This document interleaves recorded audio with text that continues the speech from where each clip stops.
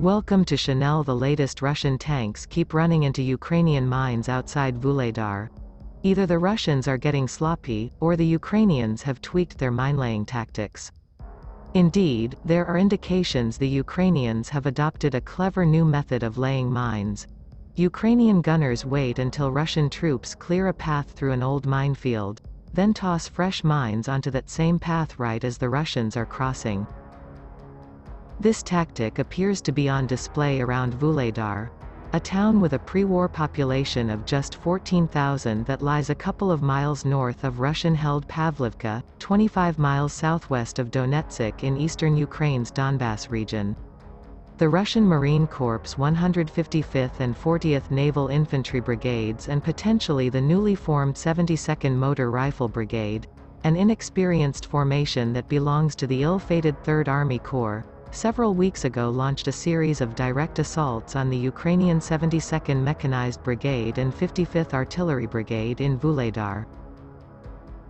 The assaults seem to be part of a wider escalation of offensive operations by the Russian army in Donbass, and possibly the vanguard of the Russians' much ballyhooed winter offensive, but the Vuhledar assaults each have ended in disaster for the Russians. The pattern is familiar. Armored vehicles roll in neat lines across the fields and forests between Russian-occupied Pavlivka and Vuhledar.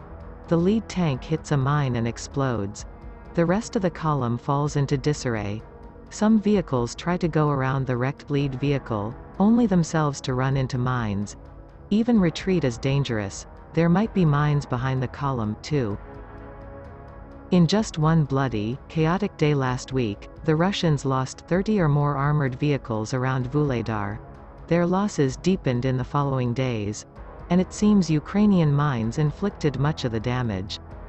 Specifically, two types of mines, the Soviet TM-62 and the American Remote Anti-Armor Mine System. The 21-pound TM-62 is your traditional mine. A big metal disc, packed with explosives and fitted with one of several fuse types. The pressure fuse might be the most popular. Engineers bury TM-62s by hand or speed up the operation by deploying a GMZ minelaying vehicle. The Remote Anti-Armor Mine System is a pack of 4-pound mines stacked 9 apiece in a hollow 155mm artillery shell. A few well-aimed volleys can scatter scores of the tiny mines, each with a magnetic fuse, across a wide area. The United States late last year donated to Ukraine 6,000 RAM shells. The Ukrainian army for a long time adhered to Soviet doctrine. And in Soviet doctrine, engineers try to lay defensive minefields right before an anticipated enemy attack. The minefields tend to be narrow but deep, like a road is, rather than long but shallow like a fence is.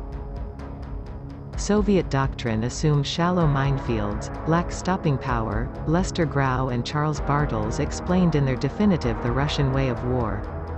There's a simple countermeasure to these strip-like minefields. Fit a heavy steel plow to the lead tank in a formation and line up the rest of the vehicles right behind that tank. But it's a delicate tactic. If the lead vehicles misses a mine or the trailing vehicles stray even a few feet left or right, the column can collapse in a cataclysm of mine blasts and confusion. Even a clean pass by a mine plow doesn't guarantee safe passage for an armored column. According to one moderator of the pro-Russia forum Lost Armor, the Ukrainians have been aiming RAM shells behind the mine plows, filling up the cleared corridor with them. The vehicles following the lead either were blown up by these mines, or when trying to leave the corridor, the moderator wrote.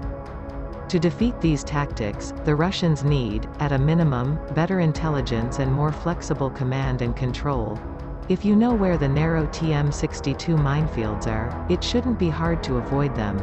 But to keep up with Ukrainian engineers, a Russian commander would need 24-hour surveillance and reliable means of quickly disseminating fresh information to frontline forces.